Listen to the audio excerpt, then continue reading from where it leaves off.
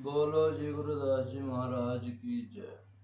बोलो जी गुरु करतादास जी महाराज की जय। बोलो जी गुरु ओमदास जी महाराज की जय। आज के पावन सत्संग की जय। साधसंग जी जगत गुरुदास जी महाराज ने वाणी के माध्यम से हर जीव को प्रभु प्रेम और नाम के बारे में जागरूक किया है। वाणी में कहा है और दोहे में बताया है। इनके दोहे के माध्यम से भी जगत गुरुदास जी महाराज ने प्रभु प्रेम करने के बारे में बताया कि तू नाम जप ले भाई, ये तेरे काम आएगा और ये तेरा एक आखिरी सहारा है और तेरा कोई सहारा भी नहीं है। तो वाणी में जगत गुरुदास जी महाराज कह रहे हैं जी, एक ओंकार सतगुरु प्रसाद बोलो गुरुदास जी महाराज की जय। कहा है कि सहकी सार सुहागिन जाने, तज अभिमान सुख रलिया माने। तन मन देना अंतर राखे, अवरा देखे न सुने अभाखे। शोकत जाने पीर पराई, जाके अंतरे दर्द न पाई। राव दुखी दुहागिन दुई पखे हिन्नी, जिन्हें निरंतर भक्ति न कीनी। पुरुष लात का पंथ दुहेला, संगी न साथी गवन अकेला। दुखिया दरबन दुर्दरी आई, बहुत प्यास जवाब न पाई। कह रविदास शरण प्रभु तेरी, जो जानो तो करो गति मेरी। साधसंग जी ये वाणी गुरु रविदास महाराज ने, जगत गुरु रविदास जी महाराज ने, जो कि दुनिया का मालिक है, जिनका आज बहुत बड़ा एक मंदिर के स्थान पर है बने हुए। बाकी तो गांव मंदिर बहुत बड़े बड़े बने, जिसमें अपने लोगों के लिए दर्शन करने की जगह, बैठने की जगह, बात करने की जगह, धर्मशालाएं बड़ी बड़ी बन चुकी हैं और भी आगे बढ़ाते जा रहे हैं। क्यों कि जब हम प्रभु के ध्यान में हैं तो हमारे घर में बरकत है। बरकत है तो हम दान देने भी हमारा हाथ खुला है।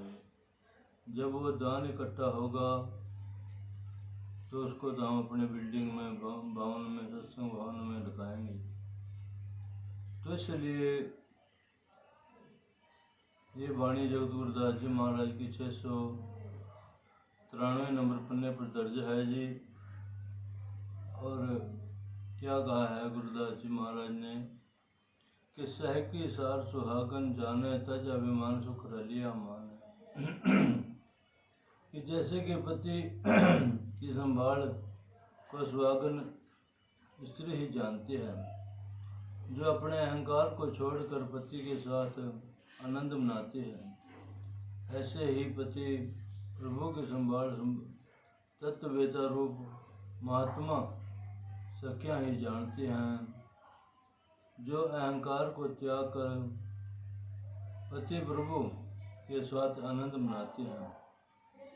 यानी कि जो भक्त जन होता है उसके अंदर किसी भी किस्म का अहंकार मात्र नहीं होता है। उसको कोई कुछ ही कह रहा, उसकी सेहत पर कोई असर नहीं है। और गुरु कबीर साहब जी महाराज वर्णन करते हैं कि धन सुहागिन सो पिया जहाँ भावे, कहे कबीर फिरी जन्म न आवे। कि वह सुहागिन ही धन्यवाद तक योग्य है, जो अपने प्यारे पति को पाती है और फिर जन्म मरने में नहीं आती है जी। ये पंक्ति लिखी है गुरु कबीर जी के ग्रंथ साहब में 463 नंबर पन्ने पर जी। और सतगुरु अर्जुन देव जी महाराज लिखते हैं इसके ही ऊपर कि धन सुहागिन जो प्रभु पछाने, माने हुक्म तजे अभिमानो। प्रिय शिवरात्रि रंगलियां माने कि वह जीव रूपी स्त्री सुहागिन है जो प्रभु पति की पहचान करती है और प्रभु के आदेश को मानकर अभिमान अहंकार त्याग कर और प्यारे पति प्रभु के साथ आनंद मनाती हैं। क्योंकि रात को जो भक्त जन हैं वो सिमरन में कितने विलीन रहते हैं वो तो उन्हीं को ही पता है। ये पंक्ति लिखी है सदगुरु अर्जुन देव जी ने 737 नंबर पन्ने के ऊपर दर्ज है जी। और इसी ही के ऊपर जिनके सहक की सार सुहागन जाने तज अभिमान सुख रलिया माने। इसी बात के ऊपर बाबा फरीद जी महाराज लिखते हैं कि जिन्हा नाव सुहागिन तिन्हा झाक ना होर। कि जिन्हा नाव सुहागिनी तिन्हा झाक ना और। कि जिन्हों का नाम सुहागवती होता है भाव जिन्हें पति प्रभु मिल जाता है उनकी दृष्टि किसी और तरफ नहीं लगती है जी। वो तो बस एक ही नाम में मग्न है प्रभु उनके साथ है। कोई भी जीवन पे आ जाए उसके ऊपर अपना दया का हाथ रख देते हैं। आगे गुरुदास महाराज लिखते हैं वाणी में कि तन मन देना अंतर राके अवरा देख के न सुने अभाके। जय सुहागिन स्त्री अपने पति के बिना न तो किसी को की और मंदे भाव से देखती है और न ही औरों के वचन और बुरी बात सुनती हैं, न ही किसी और के साथ बोलते हैं। इसी तरह महात्मा रूपी स्त्रियां प्रभु पति के आगे अपना तन मन अर्पण कर देती हैं और कोई भेद नहीं मान रखती। तो पति प्रभु के बिना किसी देवी देवता की बात में ध्यान नहीं करते हैं, तो नाम में ही मग्न है प्रभु के। तो इसी बात के ऊपर सतगुरु कबीर साहब जी महाराज फिर लिखते हैं आगे कि तनु मनु धनु गृह सौंपी शरीरो सोई सुहागिन कहे कबीरो। कि जिसने तन मन धन और घर भाव सब कुछ प्रभु को सौंप दिया वही स्त्री सुहागिन है जी। ये पंक्ति लिखी है कबीर साहब जी ने, उनके ग्रंथ में है 328 नंबर पन्ने पर जी। क्योंकि जो भी संदेश आप तक पहुंचाया जाएगा वो गुरु ग्रंथ के कितने नंबर पन्ने पर दर्ज है वो आपको बताया जाएगा। सतगुरु अर्जुन देव जी महाराज इसी बात के प्रवचन वर्णन करते हैं कि सुनी सखिए प्रभु मिलन निशानी मन तनु अर्पी तजी लाज लोकाने। ये पंक्ति है 737 नंबर पन्ने पर गुरु ग्रंथ में और गुरु अर्जुन देव जी के ग्रंथ में है कि जीव रूपी सुहागिन स्त्री के पति को मिलने की यही चाह है कि वह प्रभु के आगे तन मन अर्पण कर दुनिया की लज्जा को त्याग देते हैं। लाज शर्म से कोई वास्ता नहीं है, कोई मेरे मेला बेच है, मेरे को कोई बुरा करे कोई अच्छा करे, जो मर्जी करे ठीक करे, बस वो अपने भक्ति में उसके नाम में रस में मग्न है जी। आगे गुरुदास महाराज वाणी में लिखते हैं कि सो कत जाने पैर पराई जाके अंतरे दर्द न पाई राहो। कि जिन दुहागिन स्त्रियों ने अपने प्रभु पति से प्रेम नहीं किया वो सुहागिन स्त्रियों वाले पति प्रेम के वियोग के दुख को नहीं जान सकती हैं जी। और सतगुरु कबीर महाराज इस पर क्या लिख रहे हैं कि लागी हो सो जाने पीर, कि जिसको वियोग की पीड़ा लगी हुई है उस पीड़ा को वही जानता है, क्योंकि जिसको नाम के बारे में लगन लगी है उसको ही पता है कि वो क्या है। बाकी हर जीवन दौलत माया के पीछे कोठी बनाना, जगह लेना, पैसा जोड़ना, उसमें लगे हैं, परंतु जो भक्त हैं वो कभी अपना दिखावा भी नहीं करते हैं जी। वो तो आनंद के अंदर विलीन हैं, न उन्हें खुशी से मतलब न ही उन्हें गमी से मतलब है, वो तो एक समान ही रहते हैं। शोकत जाने फिर पराई जाके अंतर दर्द न पाई रहो। और इसी के ऊपर सतगुरु रामदास जी महाराज वर्णन करते हैं कि जिसु लागे बेर परम की सो जाने जरिया, कि जिसको प्रेम की पीड़ा लगी है वही उस पीड़ा को जानता है जी। 449 नंबर पन्ने पर यह दर्ज है वाणी में। आगे गुरुदास महाराज जी लिखते हैं वाणी में कि दुखी दुहागिन दोई पखीने, जिन्हें न निरंतर भक्ति न कीने। दुखिया है वो, हाय मर गया, हाय तड़प गया, मेरा ये हो गया, रिश्तेदारी में भी चले गया, पता नहीं पिताओं के तरफ कोई गया कि नहीं गया होगा, पता नहीं भैंसा को पानी पिलाया होगा या नहीं होगा।